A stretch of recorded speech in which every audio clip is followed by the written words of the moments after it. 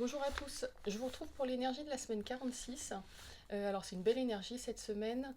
Vous pouvez avoir... Alors la semaine dernière j'avais parlé d'énergie plutôt tranquille, quartier libre.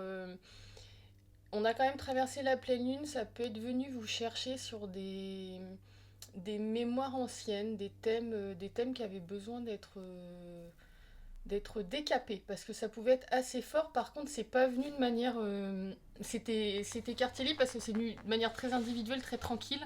C'est pas venu de manière progressive les jours précédents. C'est venu d'un coup au moment de la pleine lune, c'était un peu en mode Karcher. C'est reparti aussitôt. Donc voilà, ça restait une énergie belle et positive sur cette semaine-là. Et là, l'énergie, je la sens toujours bouger dès le vendredi, le week-end, ça commence déjà à s'installer. On prend une dynamique différente.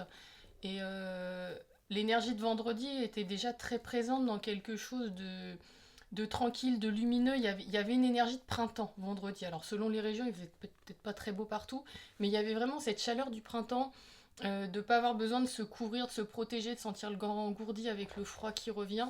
Il y avait une énergie qui était très différente de celle de l'automne et qui appelle, et là on est beaucoup sur ce thème-là cette semaine, sur cette semaine 46, cette semaine à venir là, sur une énergie d'ouverture à l'autre surtout.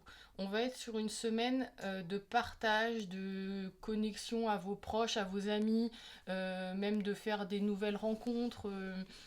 Là, j'étais dans la rue tout à l'heure, on s'est souri avec une dame, alors que d'habitude, on peut avoir tendance à. Voilà, une dame que je connaissais pas, on peut avoir tendance à fuir le regard, à se renfermer. Voilà, j'ai appelé le thème de cette semaine bilingue, en fait, parce qu'il y a vraiment cette connexion entre nos deux types de dialogue.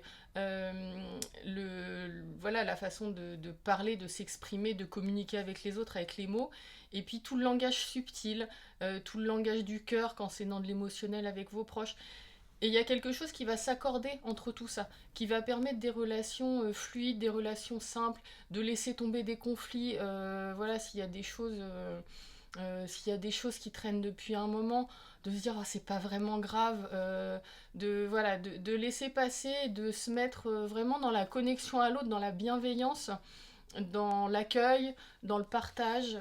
C'est une énergie de rencontre, d'ouverture, d'inviter des amis, de passer du temps avec vos proches, de faire la démarche aussi, d'aller les voir si vous êtes un peu loin. Euh, voilà, c'est très. C'est pas doux parce que c'est quand même une énergie qui est assez dynamique, qui pousse à faire les choses, qui pousse à aller vers l'autre, qui permet le contact et l'ouverture, mais qui la facilite. Donc c'est tranquille dans le sens